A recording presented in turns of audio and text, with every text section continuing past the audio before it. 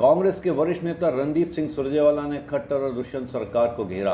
आरोप लगाया कि पीजीटी टीजीटी टीचर भर्ती में हो रहा है मजाक। नमस्कार साथियों, एक बार फिर हरियाणा के युवाओं के भविष्य को अंधकार की गर्त में धकेला जा रहा है।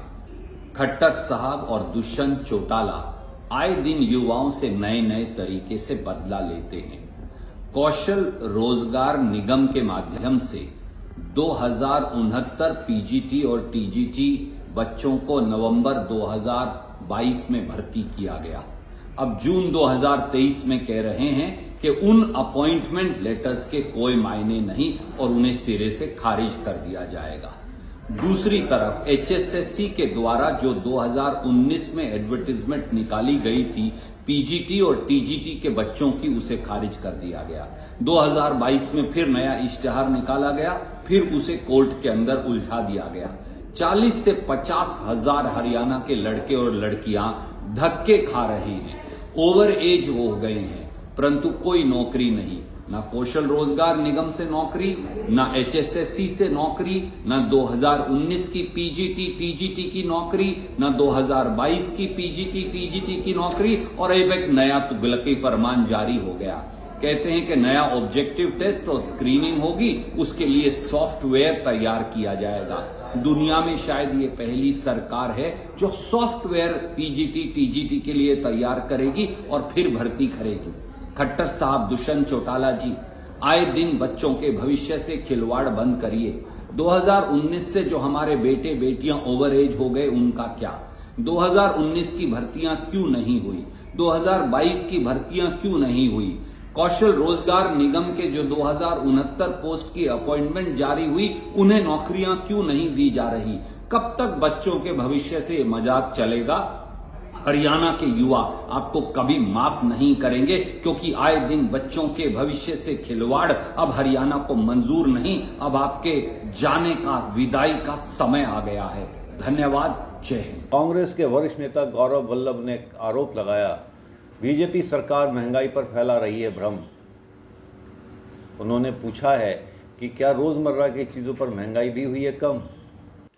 पिछले 3-4 दिन से सरकार और सरकार के ढोल बजाने वाले महंगाई की दर का एक गलत और झूठा ढोल बजा रहे हैं। आज उस ढोल की पोल खोलने में आपके सामने आया हूं। पिछले 3-4 दिन से ये बताया जा रहा है कि देश में WPI, जिसको होलसेल प्राइस इंडेक्स कहते हैं, वो नेगेटिव हो गया, CPI भी थोड़ा कम हो गया, तो महंगाई से देश को राहत मिल गई।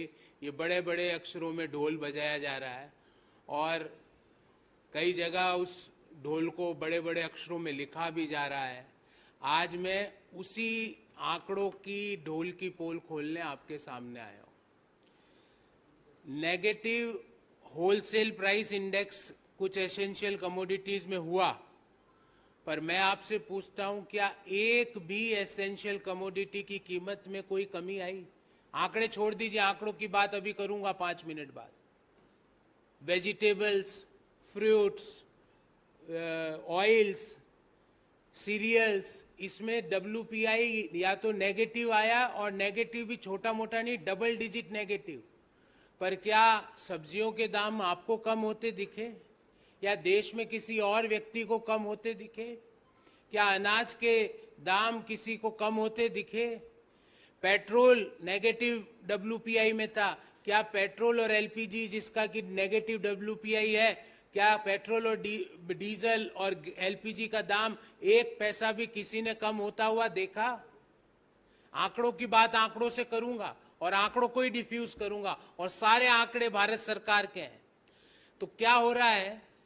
सूट बूट की सरकार या तो खुद बेनिफिट हो रही है, या अपने कुछ मित्रों को बेनिफिटेड कर रही है, होलसेलर्स को। अंतिम कंज्यूमर को कोई फायदा नहीं मिल रहा। हरियाणा के नेता नवीन जयहिंद ने रामचंद्र जांगड़ा को धोया। आरोप लगाया कि देवी देवताओं पर बोलने से पहले सोच लें। नाम तो उनका खैर रामचंद्र जांगड़ा है, लेकिन मैं ये कहूंगा कि वो शायद राक्षस की आत्मा आ गई है, तो उसको अपना नाम बदल के राक्षस चंद्र रख लेना चाहिए। जो आदमी कह रहा है हरिद्वार जाने की कोई जरूरत नहीं है, भोलेनाथ को नहीं मानता हो, जो आदमी कह रहा है बनबोरी माता जाने की कोई जरूरत नहीं है धोखण की, कोई जरूरत नहीं है बेरी वाली माता धोखण की, कोई जरूरत नहीं है गुड़गामे वाली माता धोखण की, कोई जरूरत नहीं है चोटी राखण की। तो पहले तो मैं पूछूंगा कि भाई ये राक्षस चंद्र जी, क्या आपके बाल नहीं उतरवाए गए थे? आपके नहीं उतरवाए, क्या आपने अपने बाल कहा नहीं उतरवाए? और आपकी इच्छा है, आप किसी और धर्म में हो, कोई भी बात, क्योंकि ये तो ना तो राम ना मानता, ये तो नु का पहाड़ है, ये तो मूर्ति है, तो जो राम का मंदिर बनने लग रहा है फिर वो क्या है? ये विश्वकर्मा भगवान को नहीं मानता आप, लेकिन दूसरों को किस आधार पर देवी देवताओं की बेइज्जती कर रहे हो, कैसे अपमान कर रहे हो? अरे बेरी वाली माता की मान्यता है भाई, लाखों लोग पूजा करते हैं, बनबोरी वाली माता की लाखों लोग पूजा करते हैं, गुड़गामे वाली माता की लाखों लोग पूजा करते हैं, करोड़ों लोग हरिद्वार जाते हैं, और ये आदमी दोगला चरित्र, इससे हमने ये 5-6 दिन हो लिए इन बातों ने, हमने बीजेपी की जो सरकार है, मुख्यमंत्री ऑफिस तक भी, इनकी अध्यक्ष तक भी कही, अगर भाई ये गलत बोल रहा है इससे बयान उल्टा करवाओ, बोले हमने बनाए ना रखा, ऊपर लेना बना रखा है। गजब की बात ये देखो कि वो ये कह रहे हैं अगर हमने बनाए नहीं रखा, ऊपर लेना बना रखा है। अरे जो विश्वकर्मा भगवान ने नहीं मानता, राम ने नहीं मानता, सब ने नहीं, पत्थर आएंगे मूर्ति, पत्थर है दे। अरे पत्थर और से कुछ भी हो, तू कौन है ये कहने वाला का मन्ना मानो। हरियाणा में दिग्गज चौटाला परिवार में सियासी जंग, बीजेपी को जेजेपी कभी नहीं छोड़ेगी, यह दावा किया अर्जुन चौटाला ने।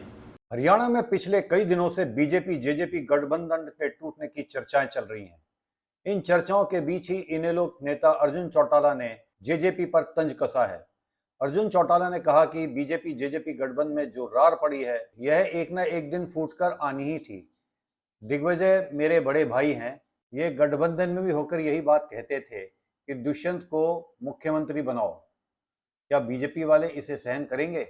ये जिस थाली में खाते थे उसी में छेद करते थे। अर्जुन चौटाला ने कहा कि जेजेपी वाले कभी बीजेपी को नहीं छोड़ेंगे, क्योंकि फिर 10% कमीशन कहां से मिलेगा? मंत्रालय जाएंगे तो इन पर केस आएंगे। बता दें कि अर्जुन चौटाला ने जेजेपी को चमगादड़ कहा था।